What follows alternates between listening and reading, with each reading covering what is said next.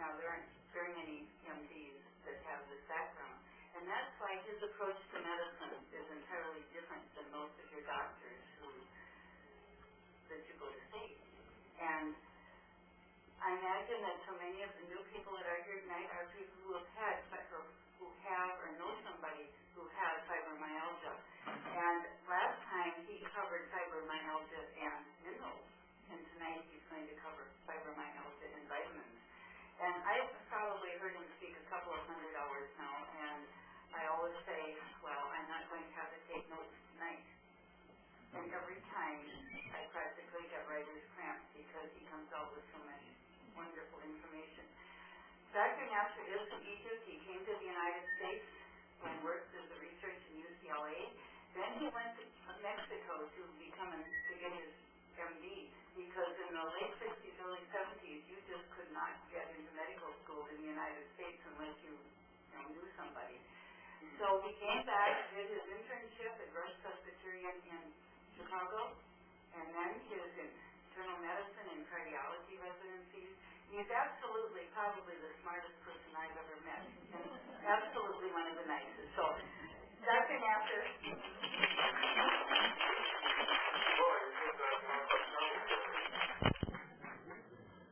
Good evening. Oh, this thing is in front of me. Can I put it right here? Instead? Okay, good. Okay.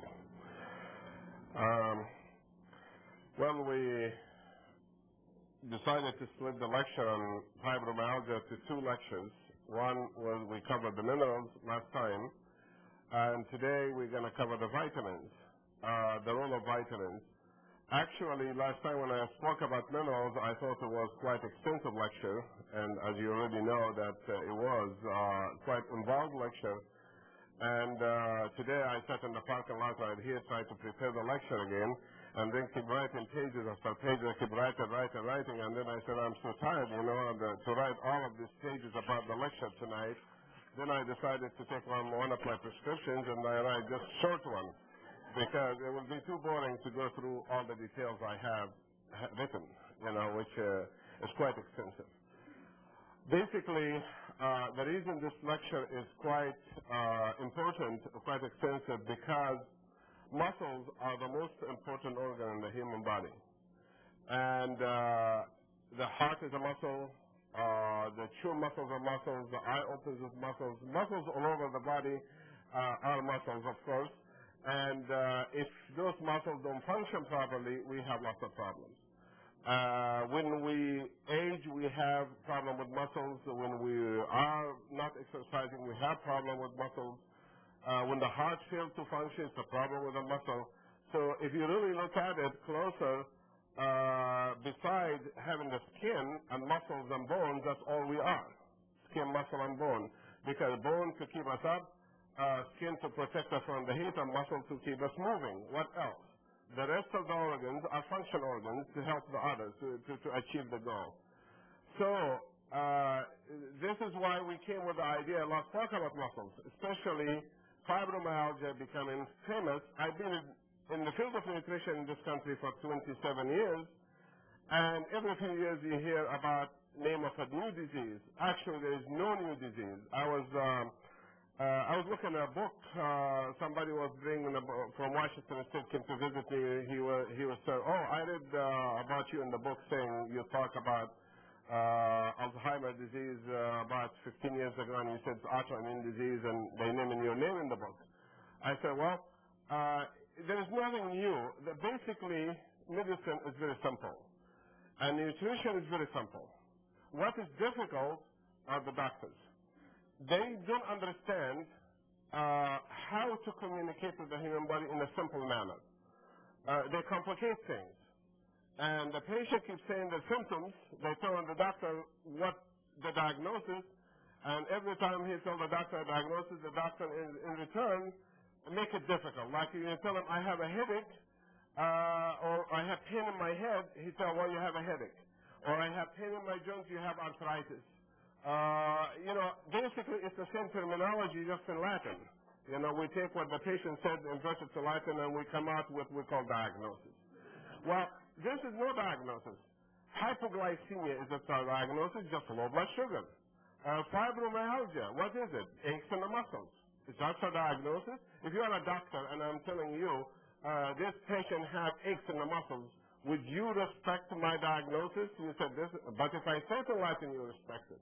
If you say, yeah, it's fibromyalgia, you respect that. If I tell you aches in the muscles, you don't respect that. So we have to be different so we get respect. So what I'm going to be talking about, basically, I'm going to show you a few examples on human muscles, how much they can affect us. Then we're going to be talking all the symptoms relate to muscle problems. Fibromyalgia, remember, I said again, it's not a diagnosis. Even right now, it's considered a diagnosis. If I write in my diagnosis to the insurance company, the patient has fibromyalgia, they pay the bill. But if I say they have aches in the muscles, they don't pay the bill. So you have to write in Latin to get paid, you know. But 10 years from now, it will be different diagnosis. Will be maybe in Arabic. You know, we use a different terminology. The whole issue here, human illness, it's a very simple, and this is why in my practice, having over 20,000 patients and consulted to over 100,000, lectured to over 2 million, I find it the easiest thing to be in medicine and nutrition because you get better results than any doctor in the world. And people think you're great, you think they're smart, which you actually all you're doing the same thing, confirming what they believe in. The knowledge comes from schooling. It doesn't come from the national inquiry.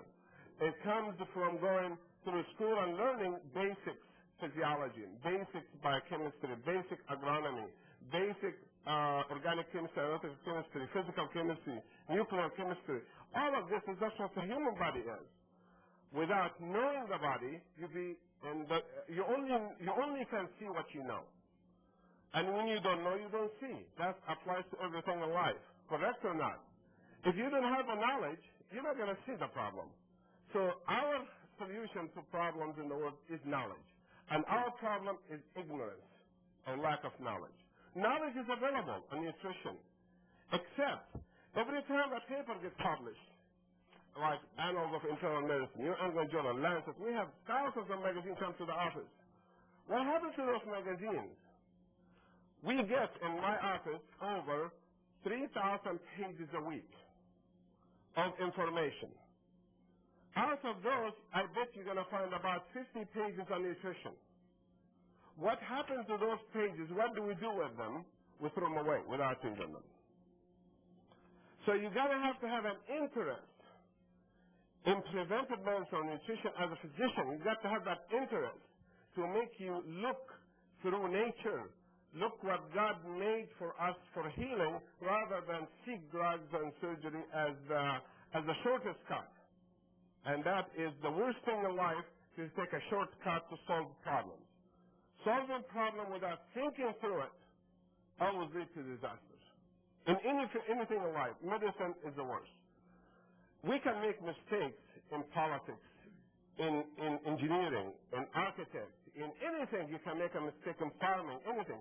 But if you make a mistake in human health, the result is a disaster. The price is much higher in medicine than any other field. You follow me? You can replace almost anything.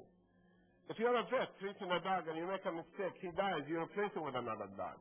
But here you're going to replace your daughter and son with another daughter and son? No. So that's why we have these lectures going on and on for the last several years.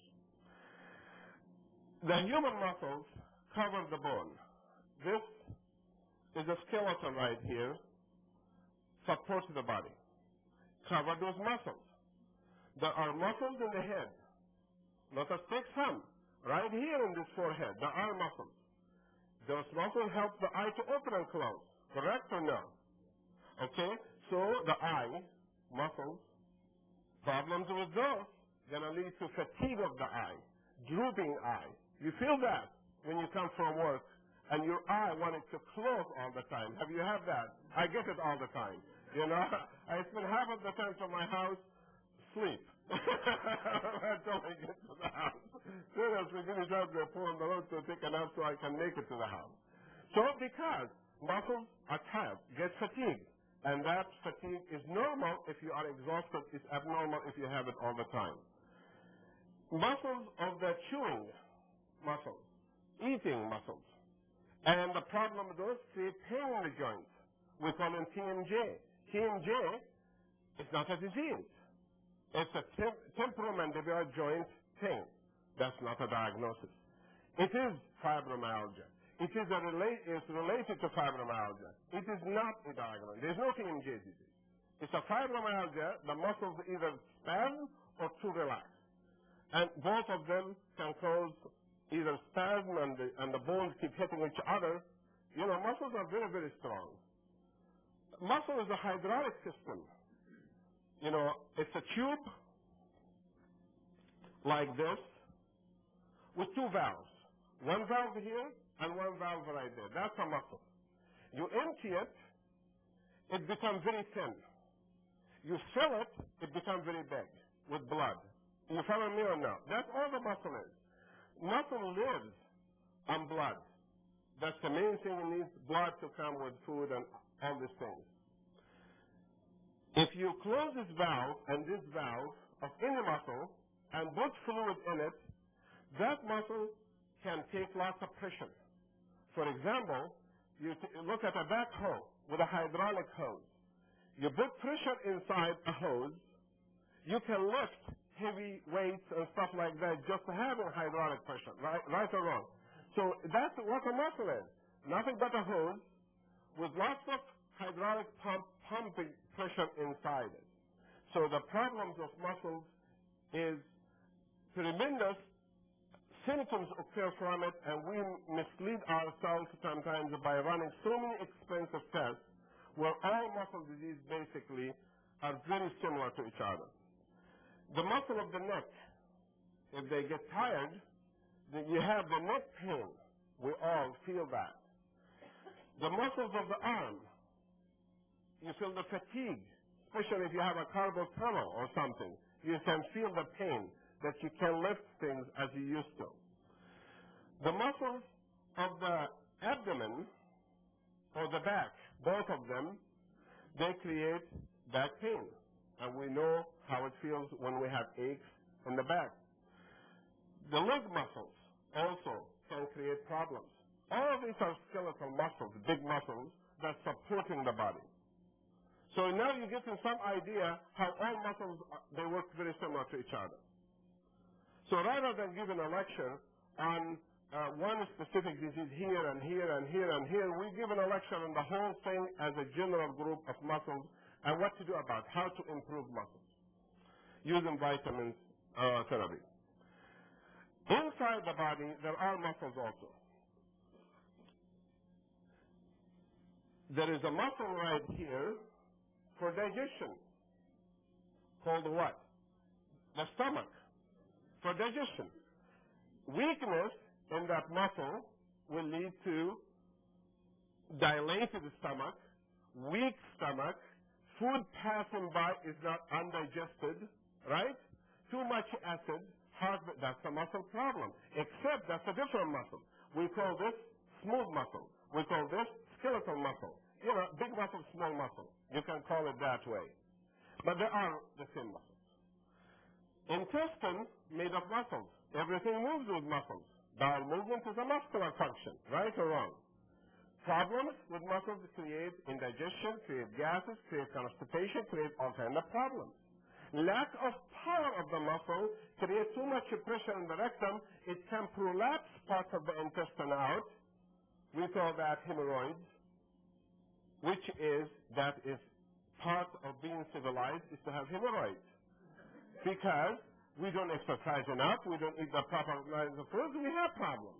But if we regress back to nature again and go back a little bit backward and start walking and start giving our body the rights it deserves, then we enjoy that machine God gave us. Also, we have another organ right here. We're going to give it the color blue, it should be red. The heart is another muscle. It pumps what? Blood. Blood to the brain, blood to the arms, and blood to the legs. Heart muscle, when it gets tired, we call that angina. We call that chest pain like cardiomyopathy or congestive heart failure. This is fatigued muscles. So these are muscles. So we don't need a cardiologist and rheumatologist and this and this. Basically, they're all very similar to each other. Actually, my knowledge in muscles, the reason I selected cardiology was because I thought muscles are more important than cancer or any other specialty. I felt being a cardiologist, knowing the muscles, is a better specialty than specializing joints like rheumatology or nephrology or any of those specialties, because I can get more results improving the muscles. If we have a problem with the muscles, I'm talking not inside the brain now, the blue one. You follow me now? We are inside the body, the smooth muscles now. If we have a problem inside the brain, that the muscles of the arteries are not delivering enough blood, or they go in a spasm, what do you think, how you feel? If you're sitting right now, and the artery right here went in a spasm, no blood going to the brain, what do you feel like? You feel fainting. You feel something strange. First of all, you feel the aura coming. Means something is happening. Every one of us gets through that stage if you have problem with stress, whatever. You get lightheaded, dizzy. You can't concentrate. The body lets you know there is some problem here. Then that can be followed by a very bad headache. After that, we call migraine headache.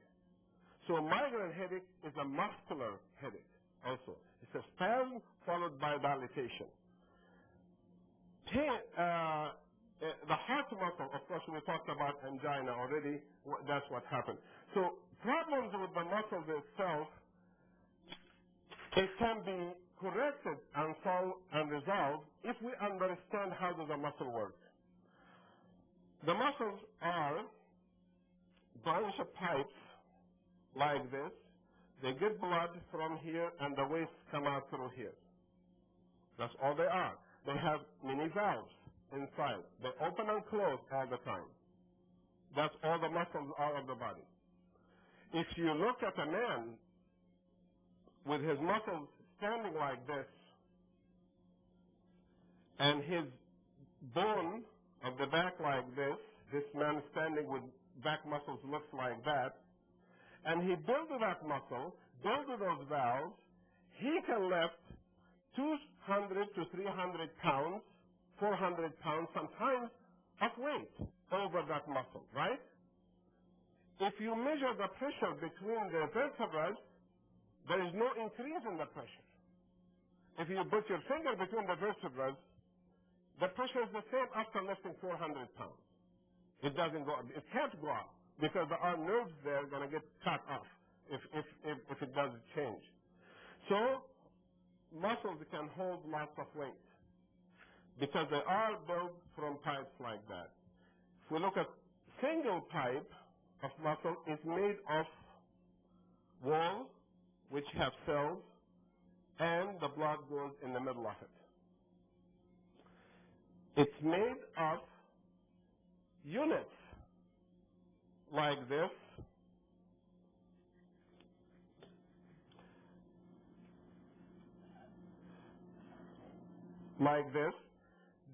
like the piston and the cylinder of a car. They go in and out in each other like this. This type of protein, they go in and out. They can't go in and out like a car. You give it gasoline and you have the motor. We don't have those things. We don't have mufflers. We don't have any of that stuff. How do they move like this? How does a muscle move? Somebody tell you right now, we have a fire in this room. All of a sudden, your leg muscles going like this.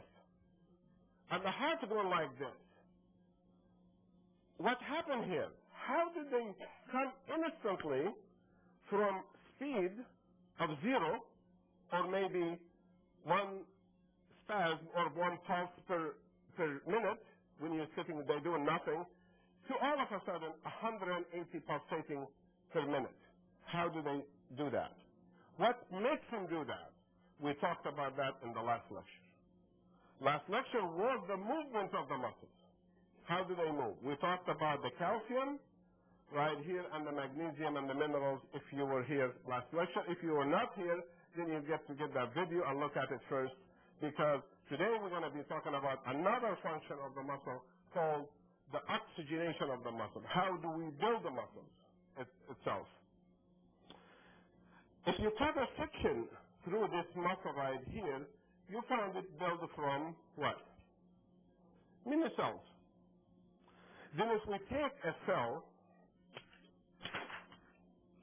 like this, muscle cell, and look at it, let me see if be sure that I'm following my my prescription. So I don't want to go today here and finish midnight. Okay, we look at the cell. The muscle cell have one single function. It has to produce what? Energy. Energy is what? Heat. To produce energy, what you need to do to produce energy is you take few molecules of carbon. Hopefully, we're not going to use uranium. We're going to use carbon in human beings. And then break the bondage between the chain. And each time you break a bondage, you release 12,000 calories of heat. So to try to digest a piece of food, the body has to break this one. Actually, they're not four. There are about 150,000 pieces of carbon in a piece of bread or piece of fat. 150,000 of those. For the body to release one of them to carbon dioxide, another one to carbon dioxide, another one to it goes by splitting it. The body burns by splitting the ends. Are you following me, or are you getting lost? Okay, well, it has to be one of the two. So, I assume everybody here is smart, everybody really following. I can see that. So, and anyway, for the body to do that, it has to use a fuel source, like a car. It uses what? Gas. And what is the gas made of? Gasoline made of 6 carbon atoms, right, connected together in an aromatic form like this we call benzene. That's the name of it in chemistry, benzene. As a matter of fact, it used to be called benzene in the old days. We call it kerosene or petroleum, whatever. It's a benzene ring, and the body has to break the carbons. The car has to break the carbons. So how does the car do it? It puts the pressure, it subloads, and all of a sudden all this energy comes out. How much energy breaking a benzene cycle? Tremendous amount of heat, right? The motor, if you don't give it lubrication, it will burn out. But it's tremendous heat. The muscle burns 20 times more energy per day than a tank of fuel in a car. 20 tanks of gas equal. That's a comparison of the human body to a car. But you don't feel the heat. You have heard about people who have internal combustion and stuff like that. They say these things. I don't believe it. But if I believe it, they are made up by General Motors, those people, and they just burn out, But in general, you understand how difficult it is to get energy. Energy is what you need every day. You wake up in the morning, you want energy, right? You go to sleep, you want energy. You eat, you want energy. You walk, you want energy. You think, you want energy. Everything in the body is energy, right here. When the energy becomes zero, we die. As long as there is energy being produced in a human body, there is life. Once there is no energy produced, life ceased, and the person is dead. How is the body going to get energy? We go back to this person right here. That person has to eat something as a source of energy. He has to eat either carbohydrates or what? Or fat. That's the only two sources of energy. You can have carbohydrate in a complicated form, like what? Potatoes, starches, 150,000 long chain. Or you can have it in a short form, 6 carbons only. We call that what? Sugar. We know, everybody here knows, it's better to have the long than the short, right? We don't have any argument about that. 25 years ago when I lectured in this area right here, we had difficulty convincing people that sugar was bad for you. But if you have my tapes for 25 years ago, that's what I said. That it is better to have complex carbohydrates to give you energy all the time, rather than have all this massive energy and few minutes later zero energy. You understand the difference right here? It's just like having a car running on alcohol or diesel fuel. Which one is going to be more efficient? One with diesel fuel, like a tractor, caterpillar, bulldozer, or a car runs on propane gas. The one with diesel will last longer, will give more energy, have more power than the short one. You understand that or not? Because the bigger the molecular weight, the more energy you can produce. That's why tar, the black tar, if you fire it, will give you a lot more energy than gasoline. The gasoline gives it to you for a short time, or alcohol. You just come and go. But the tar, if you set it on fire, go on and on and on and on, you can have heat all night. Correct? That's what we do with wood when we burn for logging, because we have complex carbohydrate called cellulose, and we burn it all night, releasing energy inside the house. That's what the human body does also. It's a furnace. The food has to go in, get digested, get absorbed, go to the heart, and the heart has to pump it where? To the muscles. The muscle needs carbohydrates or what? Fat. And if you like carbohydrates, you eat starches, that's great. But if you're going to eat it in a simple form, like sugar, you can. You can eat it in a sugar form if you are an athlete. You can do that. If you're going to be jogging or running or something like that, we're going to be talking about September, you can. Have orange juice, or apple juice all the time, every 5 minutes, or performance or physique like Shakli has, you can do that because you're burning it all the time.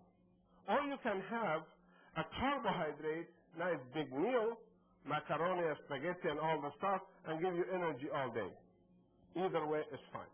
The worst one is to go to a simpler energy form with 2 carbon atoms. We call that what? The most common source of energy in cold climates and most dangerous one. Alcohol. That's a carbohydrate, but it's broken down to 2 carbon atoms. It's worse than the sugar, which is 6, which sugar is worse than the bread, which is 150,000. You got the idea now?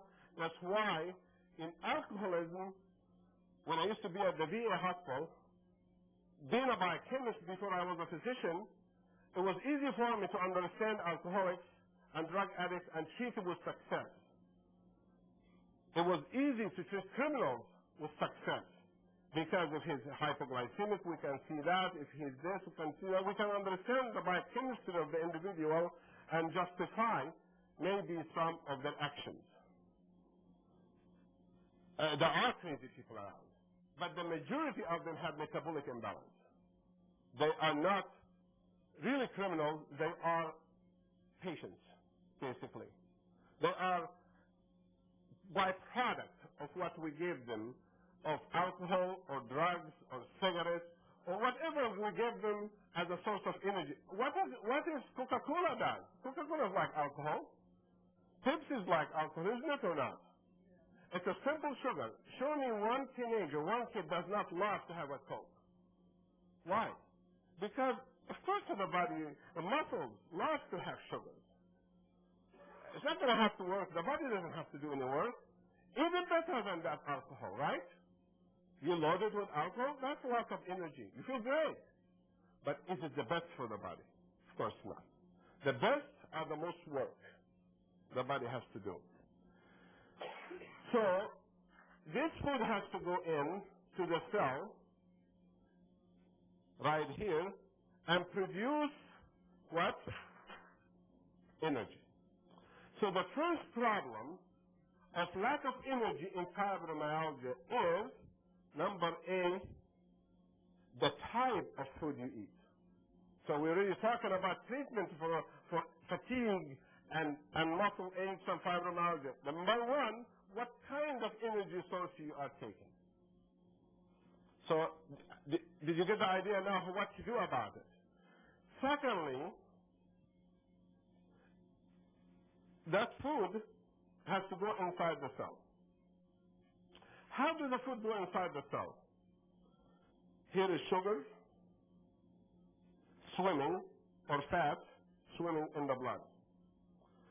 And the muscles exercising and needs energy. How does the food go inside to produce energy? Is it a passive mechanism or active mechanism? What's the difference? A passive means whatever you eat, it goes in by itself. Or is it active mechanism, only the body takes what it wants? It is an active mechanism, never passive. Only the body will get what it wants, and the rest has to stay outside. Inside the membrane right here, there's a guy sitting on the wall. That guy, he puts his hand out, and he grabs a piece of sugar and tries to put it through a tiny hole right here. He shoves it through this hole right here. He has a hole over his head, he puts it through. His name is vitamin E. He's very active in the transport mechanism from out to in. He's very active. Now, if he cannot do it alone, which most of the time he cannot do it alone, insulin has to come and shove it in with him, push it inside with him. So that's how insulin works with vitamin E together. That's why diabetic needs lots of vitamin E and insulin together, not just one without the other. So the lack of vitamin E can create that you have lots of sugar, you ate good, but you're tired. You understand right here? You ate the meal, but you're still tired. Because without something to take it inside, the sugar is going to go up in the blood or come out through the kidney, but you're still tired. So we need vitamin E right there. That's number D. Vitamin E. Vitamin E also is important in the fat. When vitamin E being oil soluble, vitamin E loves to get rid of fat. As a matter of fact, vitamin E is the best vitamin for weight reduction, is vitamin E. Because it likes to, being oil soluble itself, and fat is oil soluble, it takes it and puts it inside. No wonder we always can see the following formula in the human metabolism in weight loss. We always see that fat or cholesterol converts to energy using vitamin B1, vitamin B2, vitamin B3, vitamin E, and beta-carotene together. So actually here we are moving away from the subject a little bit, going to cholesterol and blood arteriosclerosis here, which is part of the muscle problems also, that vitamins play a very important role in getting rid of fat in the bloodstream. That's if you increase your demand of, what's that? Energy. You have to have the energy. You have to increase the energy through exercise or something for it to be burned. It's not going to burn by itself. Some people come to me and say, give me something, medicine to burn fat. Yeah, we do have medicine to burn fat. And I do give some people medicine to start their fuel, to start their mechanism. Every day I give at least 2 people that kind of medicine just to start them to burn the fat. After that, I take it away after 1 month. and let them do it on their own. But the most important here is exercise. So the number 2 problem is lack of vitamin E. Now, the food is inside the cell. Great. Food is inside. Let us look at the cell in a bigger form. Here is a human cell, much bigger than the other one, and the food is inside. Inside the cell, there is a laboratory right here. There is many labs with a chemist, with shelves like this, and each shelf have a chemist sitting on it. Those chemists, these are the furnace, actually, of the cell, the mitochondria. The mitochondria is the furnace of the cell. It will take the food and produce what? Energy. Now we're getting a little bit more sophisticated in physiology of the human body. So the food has to go in and out. This person, his name Mr. ATP. That's his name. Mr. ATP realizes that you need energy. You're going to lift something, or you're going to walk for 5 miles, or you're going to get in the treadmill for 30 minutes, or you're going to do 50 sit-ups, or you're going to run around the track in one, all of these things you need, or you're going to climb stairs, you need energy. So ATP is very smart. He realizes what the brain says.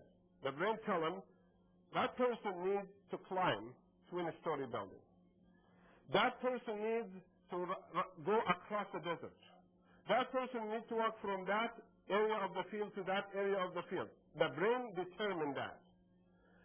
It tells the ATP that. The ATP determines how much energy needed for that job. You have to understand, if ATP decides to produce more energy, we're going to be so hot, just like when you have hot flashes. That's what happens when you feel so hot. Have you ever felt so hot with lack of hormones? I'm sure you all been through that. That is because the function of the ATP is not controlled by the hormone anymore. And you just keep producing heat, and you don't need the heat. So that's what hot flashes come from. It's good and bad both. So ATP decides to produce 80,000 calories. Or 100,000 calories. Or 1,000,000 kilocalories. Whatever the job requires. It's not the same calorie you eat. It's different type of heat calorie. And he produced that. And you got the calorie and you have no problem. And you got the energy and you made it in the top of the mountain. How does it happen? How the vitamin works right here? Here it is. You don't have to be a chemist to understand this. Fuel produces energy, correct? Fuel plus oxygen produces energy. So one of the things the food needs is what? Oxygen. They will go back to the other cell. This cell right here plus what's needing food, and what's the name of that thing again here? Vitamin E, it needs also what? Oxygen in the blood. Then that muscle right here plus food coming in needs also oxygen coming in. You follow me so far? Now we covered number 3 or C nutrient, oxygen. How do you get oxygen? You get oxygen through having air in the house, and air at work, and air in the car. I said air, believe me, you don't have lots of air in those places. There is air, but there is lots of carbon monoxide, lead oxide, zinc oxide, nitrous oxide. There's lots of pollution with that oxygen. And those are oxidant material that are free radical. They compete of destroying the vitamin E. You understand that? They compete with the oxygen. So that it is very dangerous, actually, to be living in a house these days. It's like a graveyard. The floor emitting formaldehyde. The carpet emitting formaldehyde. the feeling is emitting something else. The furnace emitting something else. And then there's no circulation to get rid of the stuff and bring fresh air. Right or wrong? This is our life. So the biggest advice to you, aerate the house. Aerate it. You can do it without affecting the temperature very much. But get some aeration inside out from in and out, especially in the bedroom. Especially in the bedroom. Get so much oxygen in your bedroom. You don't need oxygen tanks. You just need air to be moving in and out. Because the amount of chemicals inside the bedroom is 1,000 times higher than outside in a normal day. 1,000 times more than outside. And in the basement, it's 1,000 times higher than the bedroom. So if you exercise in a basement, that's the area you selected to hide all your exercise equipment, so you should be exercising on the roof. That's the more oxygen. No, but you're going down. No, you don't want to go down. I think exercise, you need oxygen, and that's another problem of fibromyalgia. Lack of oxygen. Lack of oxygen does not have to be necessarily lack of oxygen. Could be lack of the hemoglobin that carry the oxygen. That's number D. See how that's very simple now. Blood. We need blood. The more blood we have, the more hemoglobin we have, the more oxygen we have, the more energy we have. So we have to be sure we have enough hemoglobin. Hemoglobin needs what? Vitamin B12 and iron. So this is the role of vitamins in fibromyalgia caused by anemia or caused by oxygen deficiency or caused by vitamin E deficiency or caused by the wrong kind of fuel you're eating. If you're not following me, then get the video and watch it again. We're going to go inside right here, the cell. Now, we left it outside, we're going inside, and we're going to see even a different scene. Inside here, fuel plus something, oxygen, produce energy. The chain of command right here, it requires 1,000 million steps. There's 1,000 million actions to take a piece of sugar and burn it to energy.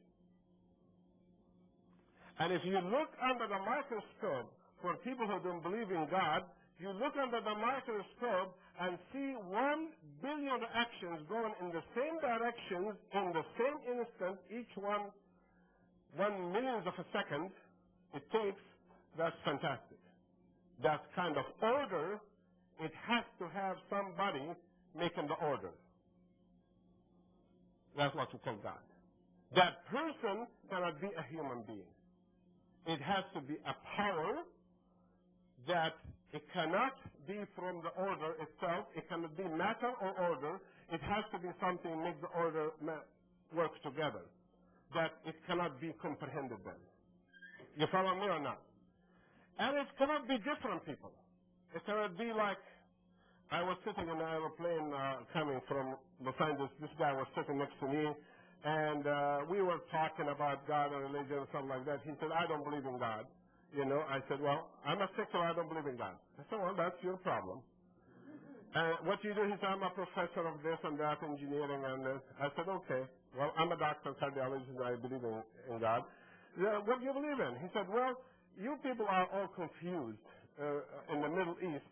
You came with one religion, Jewish, and then you came with another one, Christian, and you came with the third one, Muslim. You're all confused people.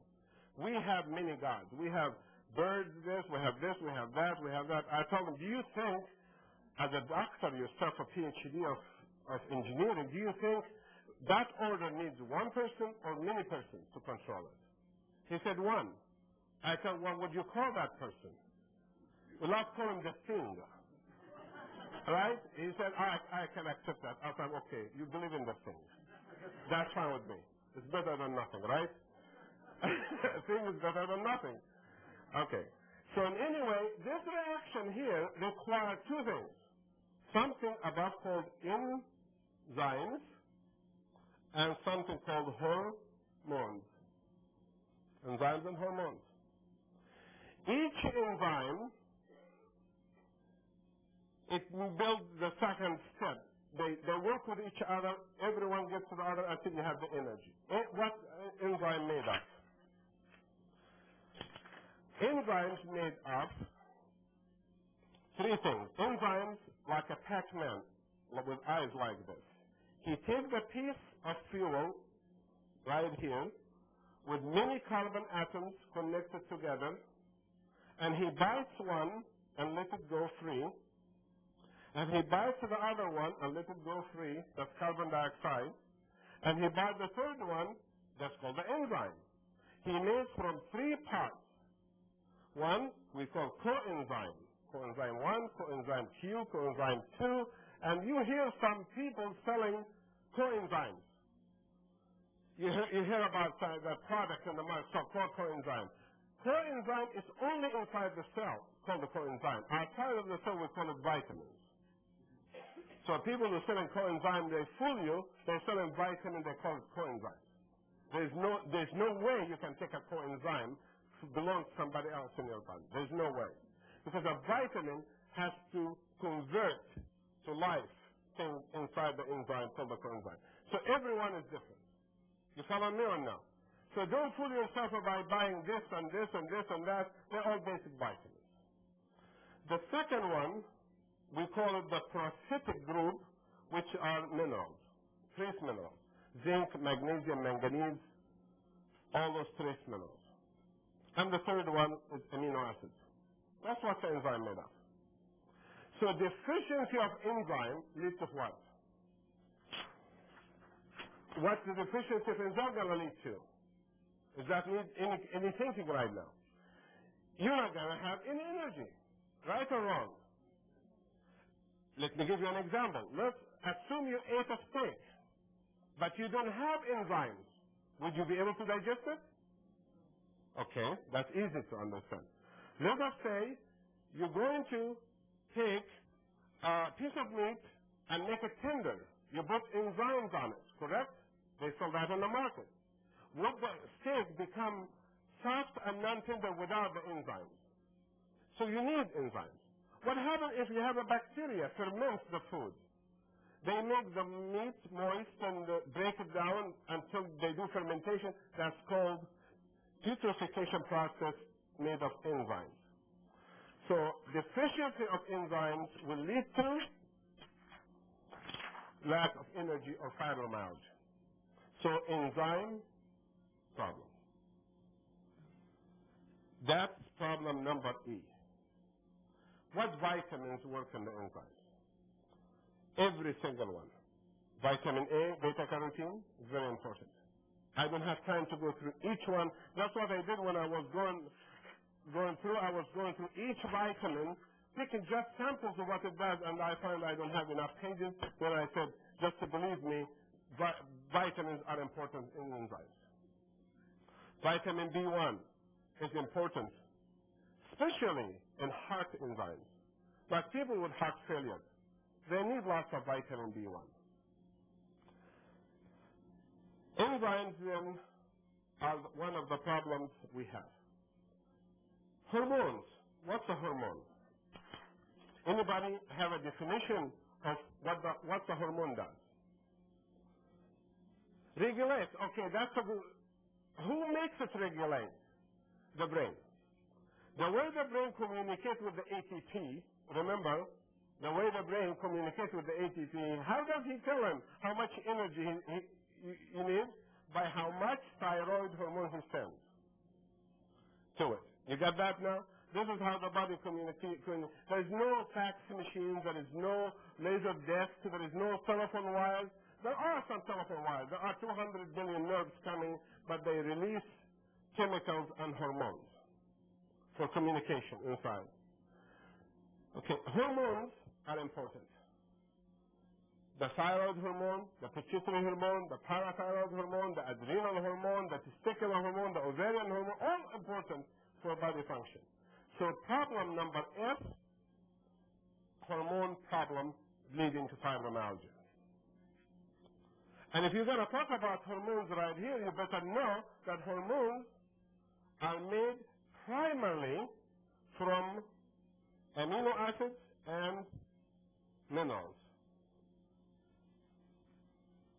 To make a hormone, you have to combine amino acid to mineral, and that process requires enzymes also. So the thyroid gland needs enzymes. The pituitary needs enzymes to make a hormone. You follow that? Enzymes are so sensitive and hormones to changing the temperature.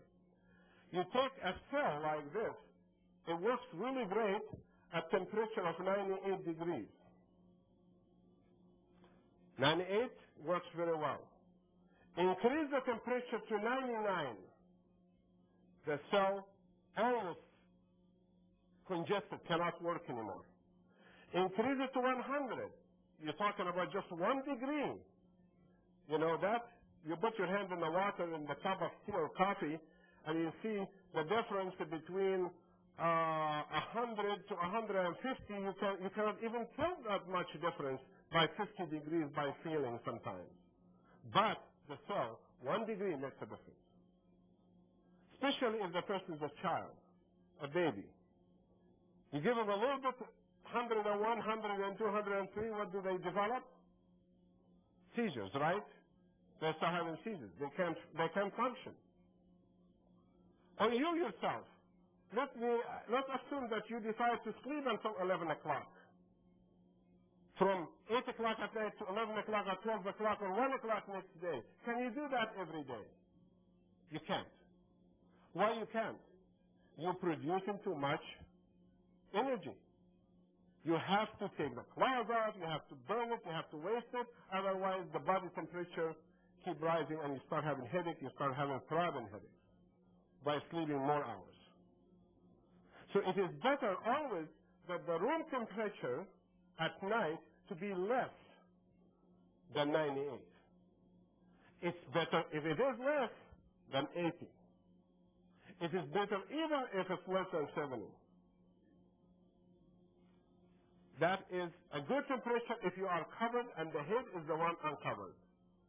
You can have the temperature 55 even, when the head is uncovered but the body is covered. You follow me? Because that's what the most amount of energy produced in the body is in the brain. We don't have time to talk about the brain function, but there is nuclear reactions. The brain is not a muscle. It's a nuclear reaction. It's like atomic bombs happen in the brain. This is why the brain, it doesn't get hurt with radiation. You have atomic explosion and zap the brain doesn't bother it at all. It goes through it, it doesn't bother it. The brain never gets bothered by radiation. Uranium, radium, whatever, it takes it. The body is the one who cannot take it. Because it is all radioactive inside here. All radiation. This is why if you have electric shock, you interfere immediately with the brain, because electricity against electricity, the brain stops for a few seconds, or the heart, or one of the organs. This here process right here of maintaining the body temperature, if it goes higher, you will have a problem. If it goes lower, you have a problem. So this is one of the causes of fibromyalgia we talked about. We're going to now move to another problem with fibromyalgia. We talked about the process here of producing energy. But you're going to have to understand there is another problem the body has to do. The body, when it produces energy, produces also waste. Are you following me now? We're going now to detoxification process. How do we clean our system? Because if we don't clean the system, we're going to get old, we're going to develop disease, we're going to develop cancer, we're going to develop problems. We talked about that in many lectures before. The cause of disease, one of the causes of disease is too much what? Waste inside the cell. Let us go inside the cell again. And you know all this reaction, we talked about 1,000 billion? And you're producing some waste. What is the scientific structure of a waste. The waste, we call it free radicals. What's a free radical mean? Free radical means a component made in nature. If you touch it, you get sick. A radiation is a free radical. The TV makes a free radical.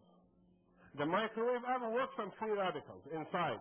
Zaps the free radicals to the food, stir it up, disturb it. Once the food sees this free radical come and say, oh my God, I'm going to have to stir it. In the process of saying, my God, it gets heated and the food gets warm. And then by the time you shut it off, it goes back again, but the temperature stays in the food. That's how microwave oven occurs.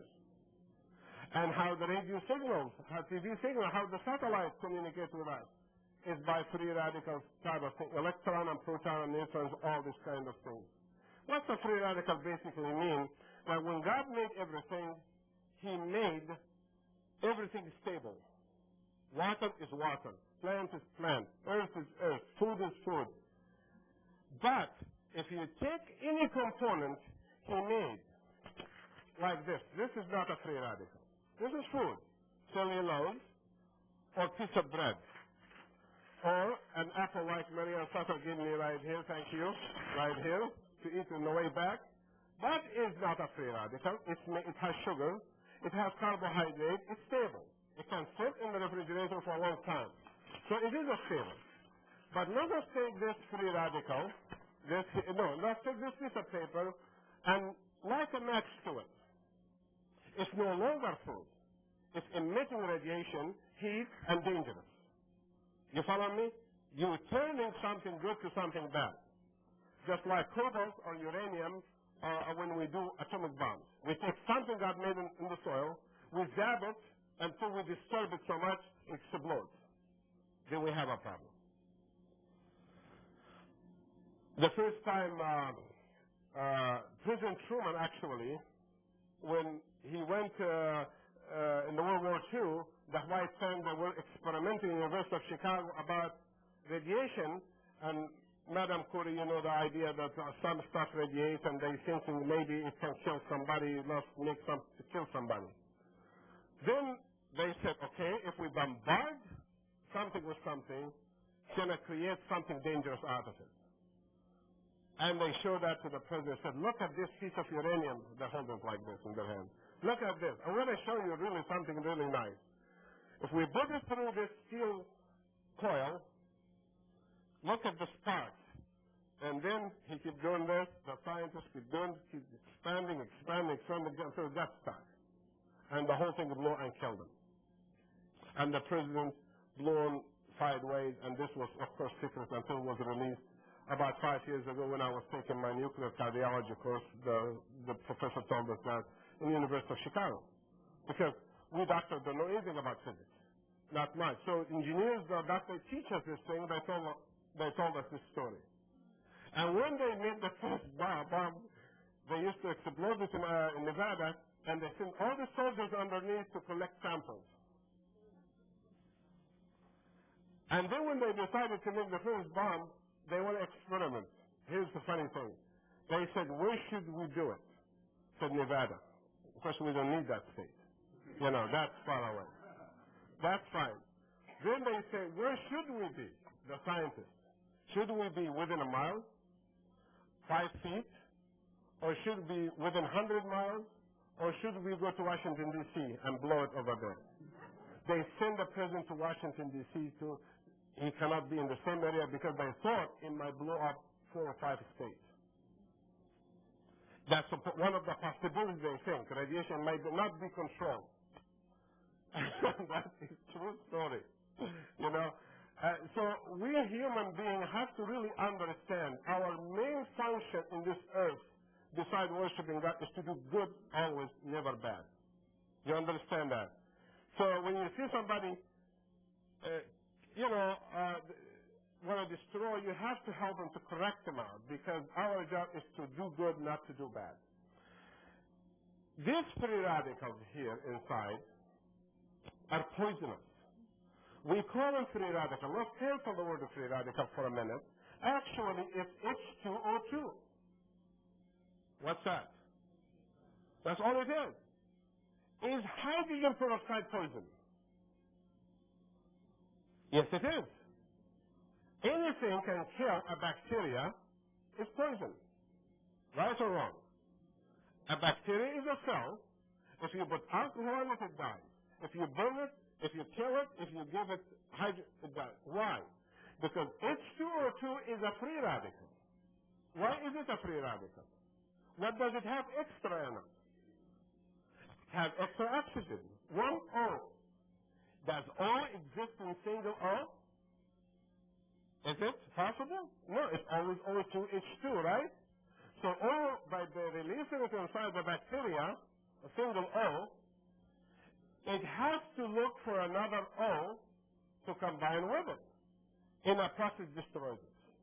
Or it changes the character of that thing when the bacteria dies, or the virus dies. Because it is poison, we have soldiers sitting inside the cell and outside the cell called anti-free radicals. One of them looks like this, has two hands over his head, and always smiling like that. Whenever he sees the free radical, he grabs him in his hands and puts him outside. I'll go out with it. And also, there is another guy sits in the membrane right here. Look, making big body like this, with one hand outside, one hand inside. In this side, he looked like this, with one hand outside, one hand inside, and he looked like, that's the one, number D. What did we call him? Vitamin E. In this process, he takes food from outside, put it inside. In this process, he puts his hand inside, he finds it dirty, he takes the waste and puts it where? Outside. So he works as a detoxifying agent. So deficiency of vitamin E will create double problems. Now you're following this at least that much about vitamin E. But there is another problem, another benefit of vitamin E we're going to talk about in 5 more minutes from now. This vitamin E, let me see if I'm following or I got lost here. Perfect. You don't know that, do you? Okay. The other vitamin here, with 2 hands over his head, his name is vitamin C. He grabs it and goes out with it through the kidney. Very nice mechanism. So when Adam lived on this planet, he came to this earth, and he was eating the wrong food. Sometimes he gets cactus, or he gets, as the scientists say, they all agree that Adam and Eve landed in Africa, someplace in the Red Sea area, around Egypt someplace. That's why I have to say that, because I'm from there. So he must have had accidents. He must have ate the wrong herb, the wrong food, the wrong meat, the rotted food, whatever he must have. How did he survive?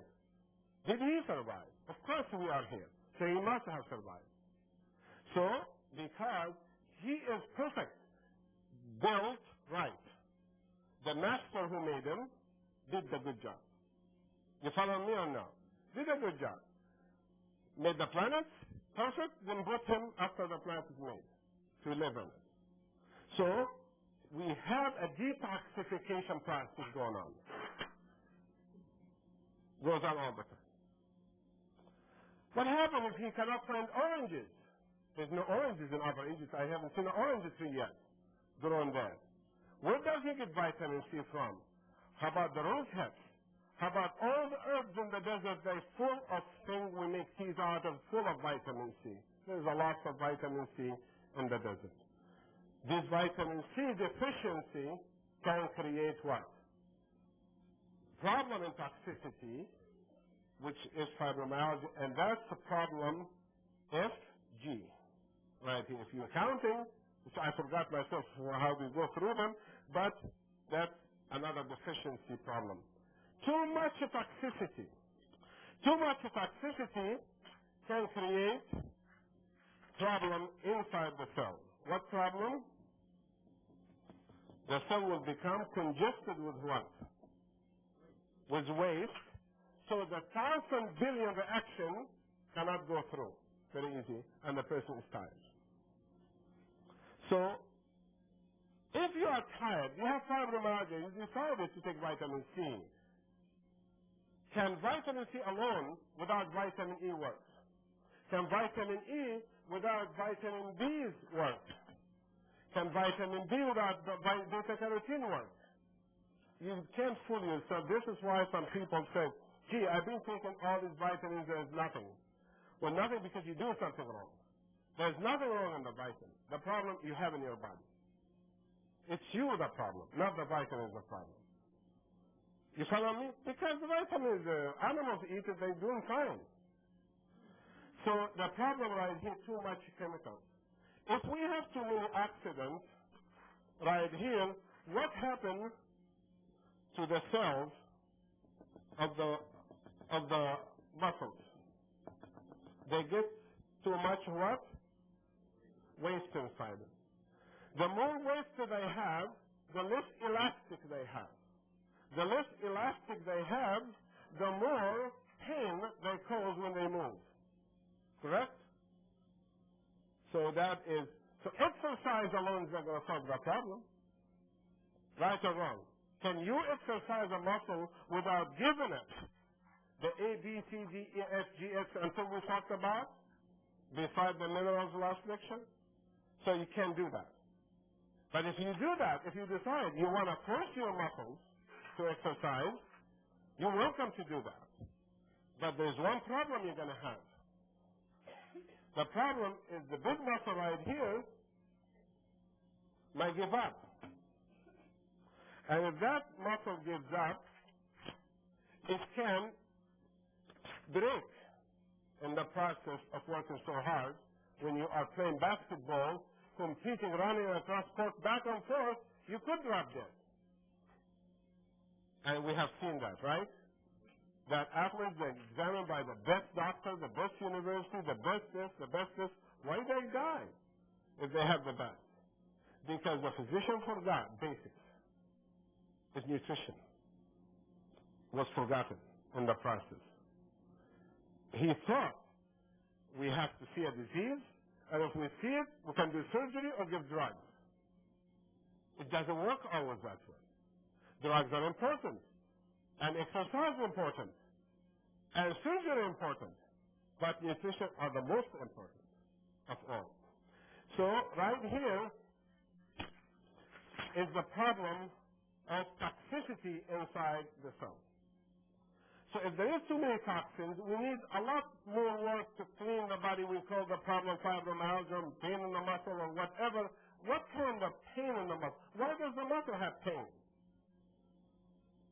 Why does the cell have pain? Because that cell, this guy right here, he have a phone next to him, telephone like this. And when he feels there's so much waste, he calls the brain. And he tells him, guess what? It's so dirty right here. There is no oxygen. I'm suffocating. There is so much a problem. Then the brain will send pain message to that area so you know that muscle is in trouble. What do you think? How your body is going to communicate with you if your heart is in trouble right now? How it's going to do it? Tell you? No. It's going to tell you what it is. It's going to tell you this is bad, this is bad, this is bad, this is bad. You have to find the answer to it yourself. You understand? Pain is a communication. But pain is very serious problem. Pain is the most destructive mechanism the body has. You put somebody in pain for a week, he loses 20, 30, 40 pounds. Pain is miserable. If it keeps you awake at night, day and night, it just can destroy you completely. Because the process of pain is a chemical reaction from the brain, releasing all this stimulant, and you can't tolerate it. Some of them, you feel it if you hit your elbow, you feel the pain when, like electricity does. Some of them very severe, like a chest pain with a heart attack. Extremely severe pain. So this is the process the body does to let you know. We call the disease then fibromyalgia. What causes fibromyalgia then? We already talked about A, B, C, D, E. No, let us make it simpler even than that. Then we're going to draw up another picture in the end of the lecture right now to show you something a lot simpler on fibromyalgia. Fibromyalgia actually then is pain in muscles, right? It has to be caused by one of two things. Number one, increase demand or decrease supply. Increase demand or decrease supply. And maybe I made it more difficult, it was easier before. But let me go back and you understand what I'm trying to do. If the muscle is under tremendous demand, needs energy, you're going to have to give it either A, the B, the C, the D, the E, F. You follow me or not? So increased demand requires increased supply. But if you have increased demand and no supply, then you have a problem, correct? And that is fibromyalgia. Fibromyalgia, when you have demand is increased by the muscle and there is not enough supply. Supply of what? Of nutrients, exactly. That simpler word that I was going to use. Thank you. Nutrition, nutrients. The minerals, the vitamins, the everything. The oxygen, all the nutrients. What happened then? I'm taking all these vitamins. I'm taking minerals, vitamins. I still have aches in my joints. There is something going wrong in your muscle because you have more demand than supply. What makes the cell have more demand? Go back to the cell. What makes ATP working all the time? Never stops. What makes it like this? There's something wrong inside the cell. It is true if you are a jogger, if you're going to run the marathon, it's understandable. There is a big demand right there for that day. But that doesn't happen every day. Some people have some problem inside the cell. Some people have a disease attacking the muscles. Normally, everybody has white blood cells. You heard about white blood cells? What do? They fight into everything, right? Let us look at it closer. How do they do that? They secrete antibodies, right? Antibody against cancer, antibody against virus, antibody against AIDS, antibody against hepatitis, against Lyme, against everything, antibody. They do have lots of antibodies. They usually can handle every problem, except serious problems. If you give them cyanide, they're not going to be able to handle that problem.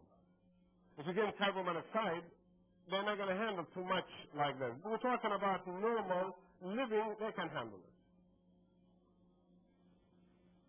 They are made in the nucleus.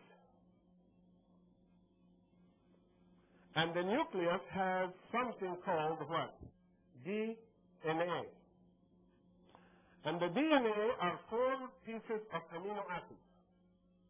Out of 4 amino acids, antibodies come out.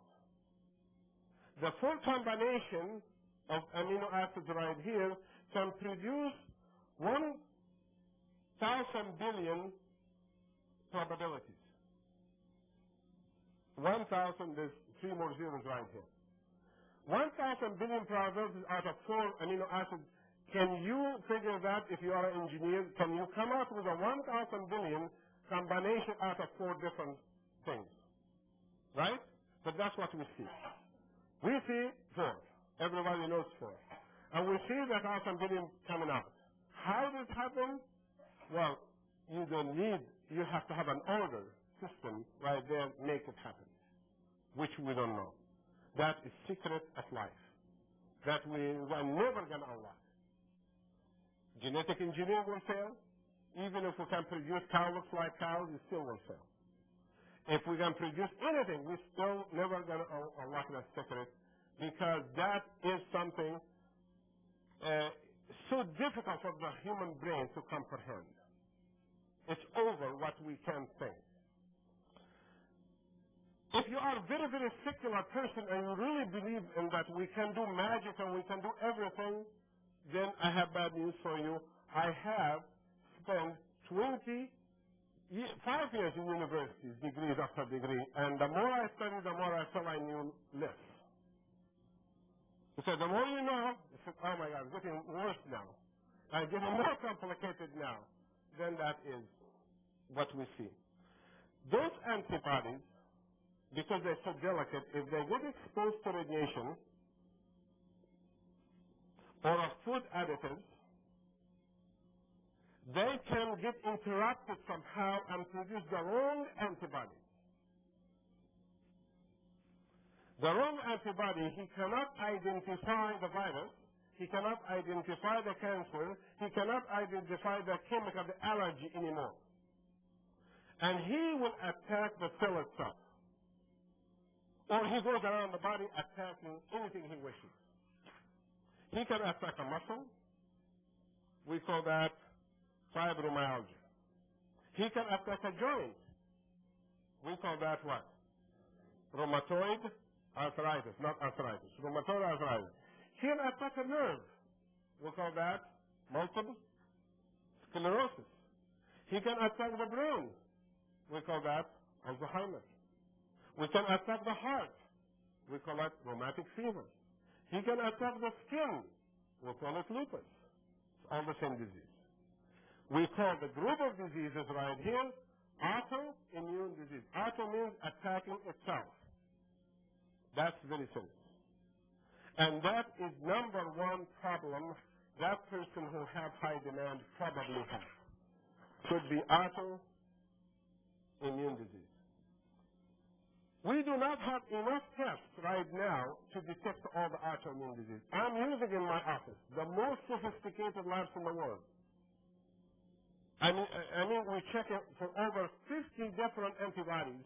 We check, and each one of them costs $100 to analyze. That's $5,000 analysis, and 90% of the time I come with zero, and the person still has pain. What happened here? Probably the test is inaccurate, and the person probably is right. Are you following me or not? In that case, I still treat it as autoimmune disease, and they feel much better. But if I wanted to prove to his insurance company that he had autoimmune disease, I can't. But if the insurance company asks the patient, do you feel better with the vitamin treatment? Or they said, yes, we do feel better. Then they say it's psychological. And that's the easiest answer. Either genetic, your father gave it to your mother, or it's your head. And that's the insult to a human being. The worst insult to a human being who comes to complain to you about something is you say it's in your head. Even your own children, when they come and compare us, don't think it's in their head. Don't think it's stress or something like that. You got to look at the roots of the problem. Because nobody likes to complain. Everybody wants to feel good. Anybody who complains must have something wrong. Not because we don't find it, we blame it on the person. The second disease I found, virus. Chronic fatigue syndrome, viruses.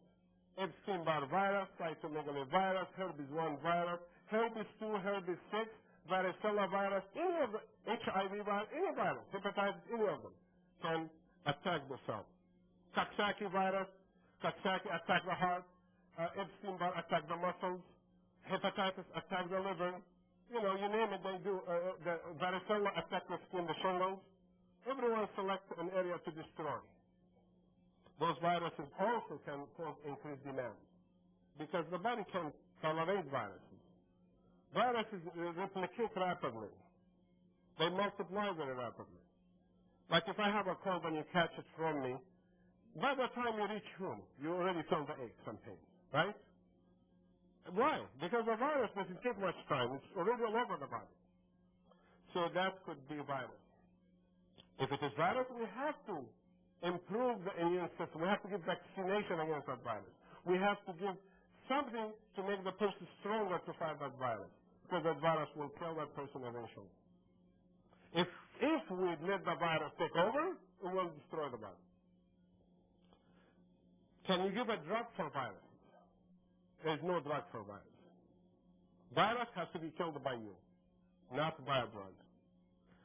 It could be bacteria infection inside the cell, abscesses or something inside the body.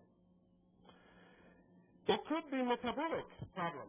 Metabolic means hormone imbalance, lead toxicity, poisoning, anything that anything could be upsetting the cell.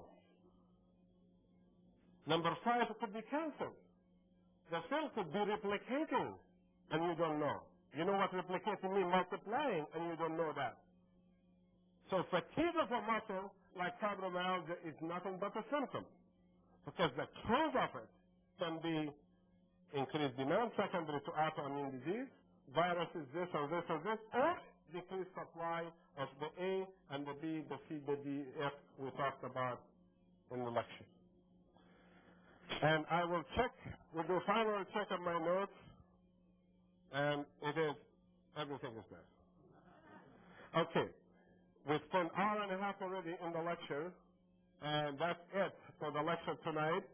I'm going to take some questions and make your questions according to the topic of today or last lecture, minerals or vitamins. And next lecture will be about sports medicine. And I don't know any of what I'm going to speak about until that day. 5 minutes before the lecture, just when I prepare them to see, what's the best information I can give. This information I gave you today, believe me, is just in the parking lot right here, because I went through these pages and pages, try to write everything, and then I figured that is too much. I'm going to give you my phone number right here, 708-356-9009. That's one way you can communicate. The other way you can communicate through my address, 213 South Milwaukee Avenue in Lake Villa, which is the Illinois-Wisconsin border. The Lake Villa, Illinois, 60046. If you write, please, you have to write your phone numbers. I do not answer back in writing. I always call the person, because I have never received a letter that's complete. Always something is missing in the letter. So I rather call and ask more questions. And my call back to you usually, if it's not in the daytime, usually at night, 8, 9, 10, 11 o'clock at night, or early morning before 6 o'clock, 5 o'clock in the morning when I have time. So you book. Once I start with my patients, I just can't be interrupted for anybody. So book your phone number, the best time you are available. If I miss you and you have answer machine, I leave a message for you. I'll call you back again and tell you how can we get together over the phone.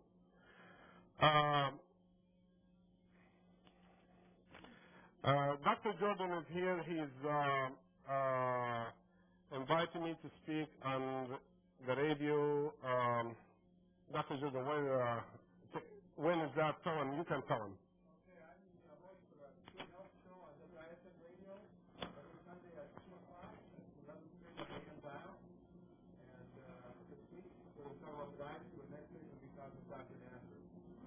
Okay, this will be on May 22nd. That's a Sunday, 2 o'clock. That's 11:30 and the bar and AM bar. 11:30. Okay. I hope I remember. Okay. I'm sure we're going to be talking a lot about it.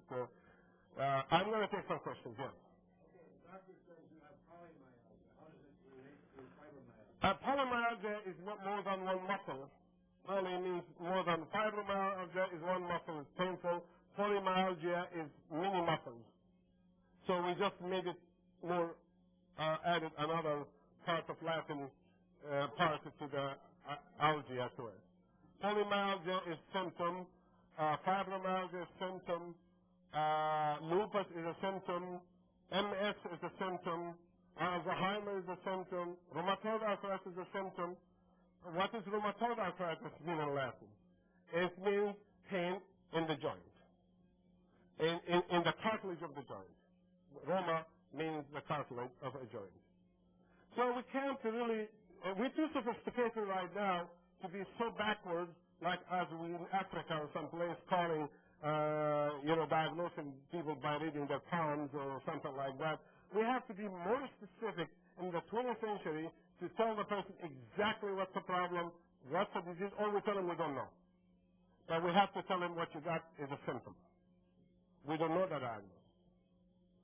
So that is polymyalgia. Yes. I understand that with fibromyalgia, you do not get into the forest or the sleep, is that right? Well, again, it's a symptom. So it's not only the fingers are in trouble, the whole body-brain function is in trouble. Because when you have pain, the body cannot rest, the brain. So you can't, you got to get to the cause of the problem. If it is an antibody attacking the muscle, then you have to give prostaglandin inhibitor, lots of B complex, lots of C, lots of vitamins, hoping that will hold it together, knowingly that antibodies, or if it is autoimmune disease, it's a very serious problem because the code out of the nucleus has already been interrupted. You follow me? It's already producing the wrong stuff all your life. It's going to do it. So we have to adopt a mechanism to suppress that the rest of the life. Test. I just said that before. I said we do testing for antibodies, different kinds. There is over 50 tests available. And the insurance company pays for them. These are not tests they refuse to pay. They do pay. They do want the people to feel better. But the problem is, if we don't find it, and the person having pain, what we're going to tell those companies he has. So I write down autoimmune disease, cause undetermined. And they agree with me on that. Because in the very beginning, 20 years ago, I had lots of problems with insurance companies, lots of problems with everybody, doctors, everybody doesn't understand nutrition. They say, oh, this guy is crazy, he's quack, he's this, he's Egyptian. They said every word in the world. But now, all of a sudden, you become authority and your name's in books, and the state of Illinois called me and they want to be our examiner for disability. This university called me, they want to be on our staff. And I'm the same. Oh, sorry about that. I'm the same person. The information has not changed for 25 years. It's the same lecture I gave you today, by the way, I gave 25 years ago. And nothing changed. But when you have more titles, you get more respect. But when I was a biochemist, you're just a biochemist. But when you're a cardiologist, oh, you're a better person. Don't go by the papers on the wall of physicians or titles of people. Titles and degrees means nothing. The knowledge and experience of the person more important than the degrees he has. And that's what we have to respect. Experience. And look at housewives, the people who raise kids. They have the best degree. They don't have a title, but they can take care of it. They can produce a human being. You cannot get a degree on that. Right? So that is something. Yes.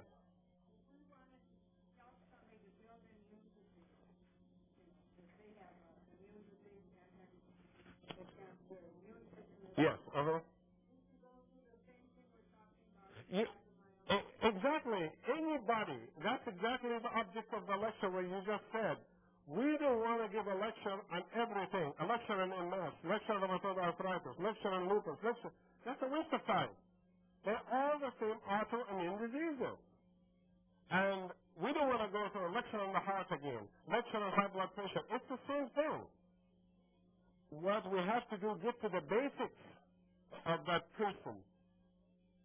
How can we give him enough supply, and how can we decrease the demand unless it's intentional? Intentional demand means you exercising and you need it. But unintentional meant that you're sitting and you're tired. What did you do to be tired? So something inside the body making you tired. And the easiest one is nutrition. And if you want to get to the video I had before several years ago, why do we need food supplements? You understand the why. Yes, I will get to you in a minute. Yes. If you're working your muscles and you exercise, is there having some time to eat the body? I mean, it's better to eat prior or after? No. The human body is well protected against that changes. The only thing affects the body in extreme are water, dehydration will cause problems, minerals, calcium, magnesium, manganese, calcium, sodium, and potassium, and chloride. These are the main ones. Oxygen. This is the main nutrients kills you right away if you don't have them. The rest of the nutrients you can take today, you're going to use next month. The body have reserves. So if you're going to be running marathon or something, then that's a different story. I used to consult the boxer, Mohamed, nutrition, early days. What to do? We went into Africa. How much vitamin E? How much this? How much that? Doesn't mean that the reason he won has something. There is something here I forgot to talk about. As a matter of fact, I'm glad I mentioned that. I'm glad you asked that question about vitamin E. That's the thing I said 5 minutes from now. I tell you the third function. I just remembered. I think I need more vitamin B or lecithin. Vitamin E also have a reserve oxygen in it. There is vitamin E inside the cell, holds an oxygen.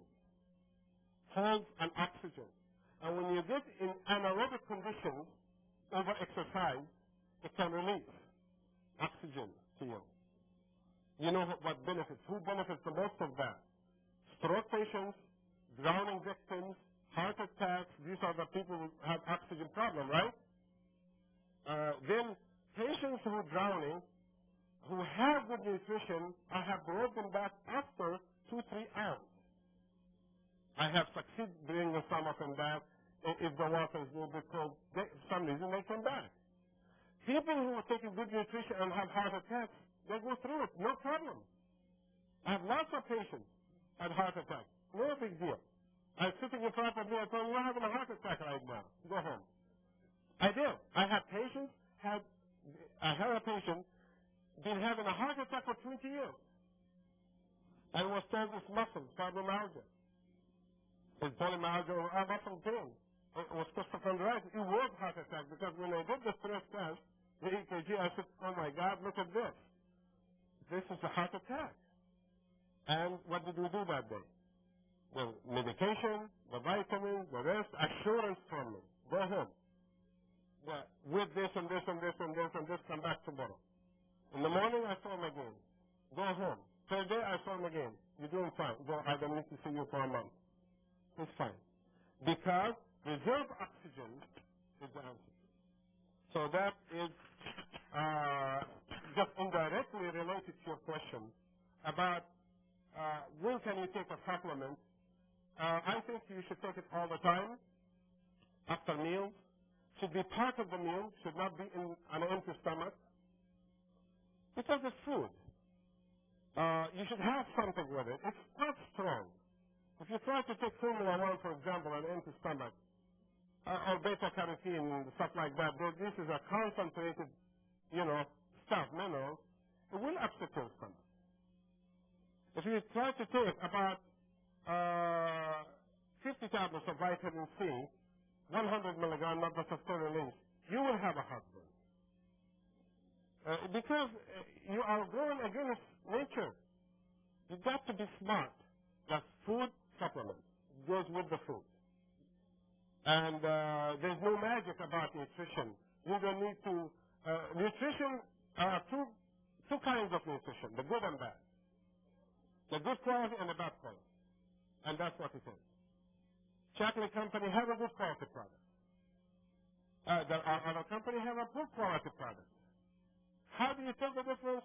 Usually reputation from people use it and the price. There is no way you can manufacture a product with lyophilization processed freeze-dry, and you're going to sell a bottle for $5 or $4 or $3.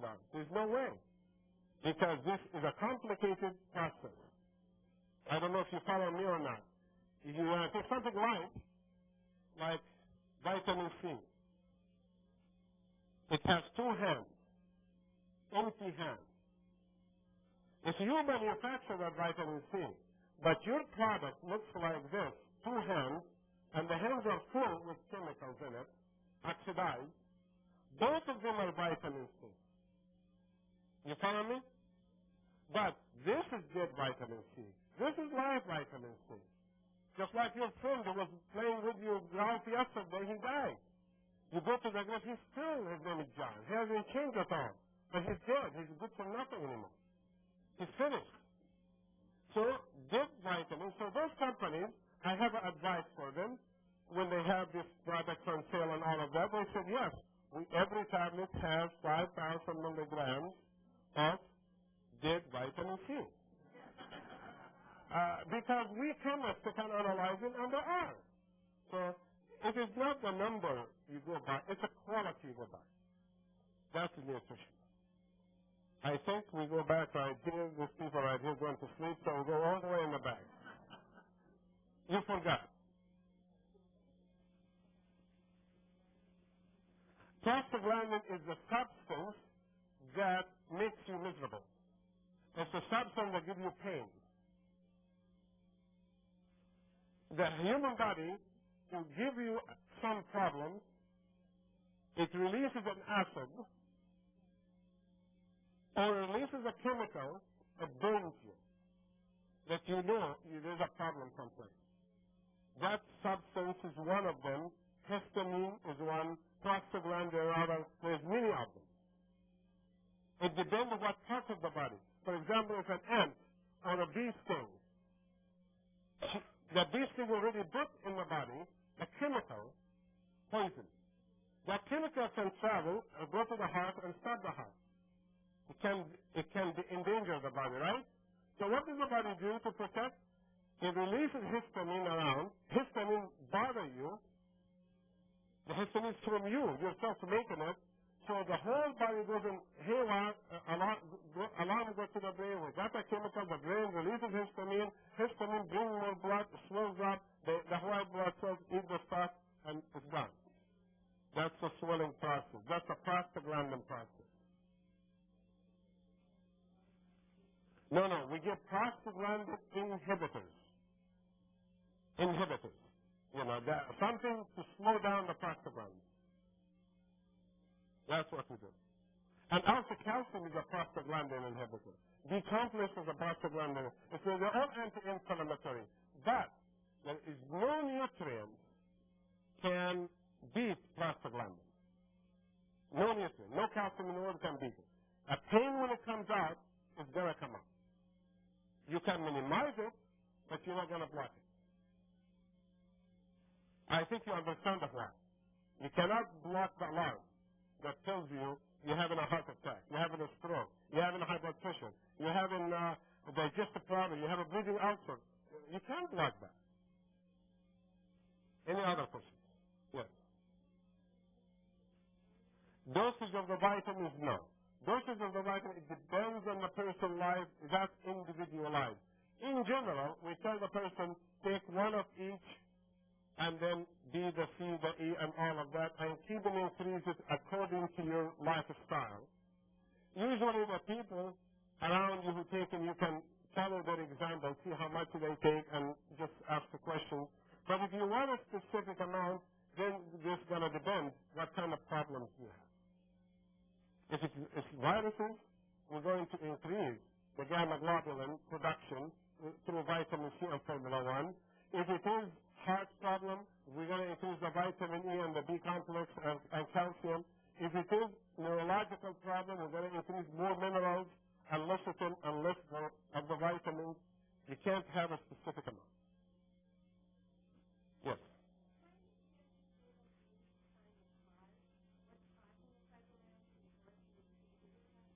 Yes, correct. That is correct. It's just like when you drive in a car, and the car having a cane in it, the red light comes on, You got to find out what's the cause, because if you're going to guess, it's going to stop. In general, you probably, most of the time, you can solve the problem. You know, it's not everything so complicated. You know, for example, lupus is lupus. It's easy to find. Rheumatic fever is rheumatic fever. But if we will get to sneaky diseases that antibodies that weird that we don't have a biochemical reaction to find them in the lab, this is going to be a bad for the person, and we're not going to be able to find. So this case, we have to treat with muscle relaxants. We have to treat with anti-inflammatory prostaglandin inhibitors. We have to treat with certain amount of calcium, adjust the dosage.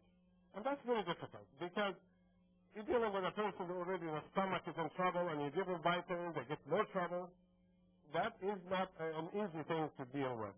But our success rate is over 95% with fibromyalgia in my office. So there must be something we do right. I think that's it for tonight, and thank you very much.